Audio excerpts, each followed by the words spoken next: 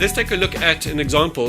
If you turn over, you'll see there's this little diagram, which basically is showing what we call your decreasing of power, which is, this is a classic example of you in a boundary, for example, right? You have a boundary, and you might set your boundary.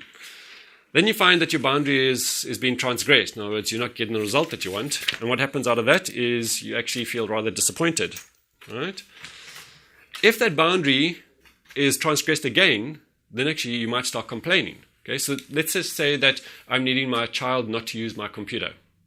Okay, at least without asking me. But I say that to them. I say, the computer, only I can use the computer.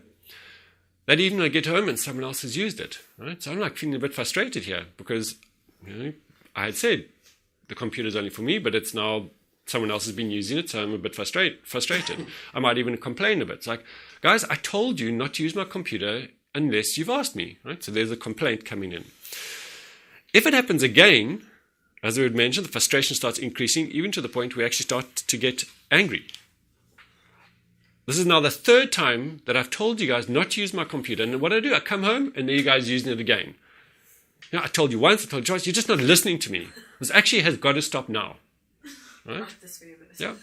That happens again, your anger also starts escalating, and for some people it might even go into more that rage. Now how you express rage, whether you actually throw things and get up and down and shout and scream, or you sit there like I do, like I internalize mine. I sit there and I start fuming. My body starts going tense. I probably withdraw. I don't actually go and say anything. I'm just like, it's like, control yourself, Robin, control yourself, Robin. That might be going in my mind. With other people, they just let it go. Like more the Greek personalities, more the Italian personalities, if we're generalizing, they've got a far more expressive style of their anger, whereas more that like the British will actually keep their anger far more withdrawn as a belief that that's what you should be doing. Either way, if we take away the generalization, that's probably what's going to happen.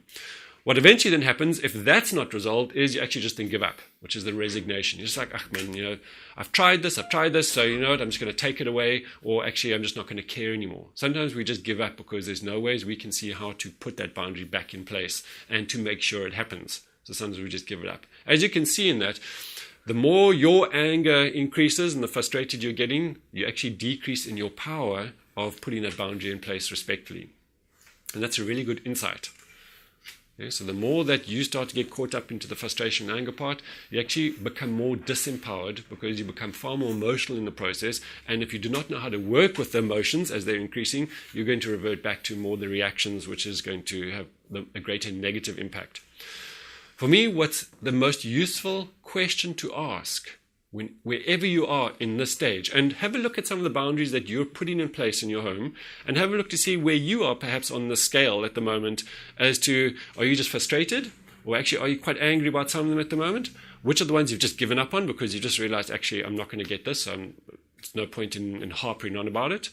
Have a look at that. Either way, the question to ask yourself is, what did I assume would happen? What is my assumption? So, for example, in the first scenario, when we were talking about the computer, I assumed that if I just said to everyone, this computer is for me to use, if you're wanting to use it, come and ask me, please, I'd assumed that that's what they would do, right? But lo and behold, that evening I come home and it's not done. I'm actually really frustrated now because I'm like, but I asked you guys, you all nodded your head and said, sure, and now it's not happening. So now I'm going to tell you again. I'm going to remind you that this is my computer and you mustn't use it. I'm assuming now again that you're now going to take me seriously because I've told you twice now. And if that assumption or if that expectation that I'm setting up now isn't met, I'm just going to keep getting more and more frustrated and angry as it goes down. Because the assumption is the key component to why you're getting frustrated and angry. An unmet expectation leads to frustration. If you're frustrated in any area of your life at the moment, take a look and you'll see that you had an expectation that things would be different. And the fact that they are different to you now, or the outcome is different, is why you're feeling frustrated, because there's a conversation inside of you that is saying, it should have been like this, but it's not, and now I'm frustrated because it should have been like that. In any situation, it's really useful because the moment you can see that, then it allows you to unlock what it is that's not in place for you to get your boundary happening. So wherever you are in that situation, ask yourself the question, what did I assume was going to happen? even if you hadn't even said anything to your children. For example, you would assume that children aren't going to hit each other. You would assume that your child's not going to swear back to you. You didn't, like when they were born, come home, or when they were 2 or 3, sit down and say, just in case you think of swearing at me later on, this is the boundary, right? You don't even consider that as a possibility until suddenly they do it, and then you wake up and say, hang on. I expected that wouldn't even enter into this conversation, and now you realize you need to put the boundary in place. So that then gives you the insight is, well, actually, I'd assumed that I didn't have to put the boundary in place. I now realize I do.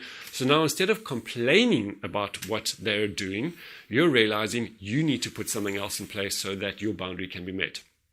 Okay? And that's what we're going to look at.